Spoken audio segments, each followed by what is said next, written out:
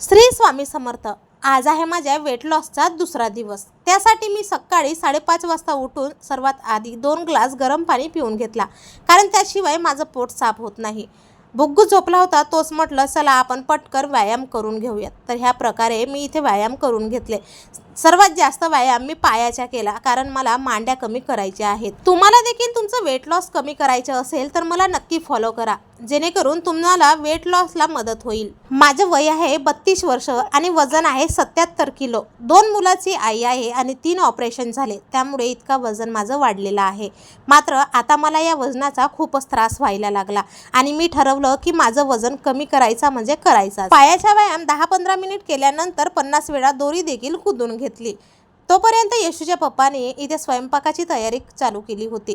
त्यांची साथ आहे आणि त्यामुळेच मी इथपर्यंतचा प्रवास आजपर्यंत गाठला आहे।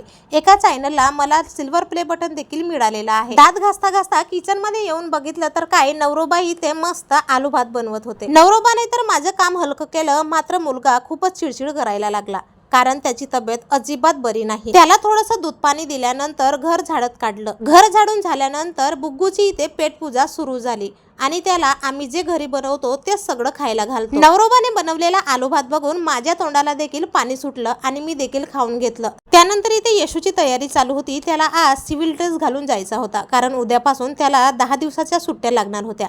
पटकन बुग्गूची अंघोळ करून दिली आणि बुग्गू झोपी गेला। मग काय, सगळ्यात आधी अंघोळ करून घेऊयात म्हटलं।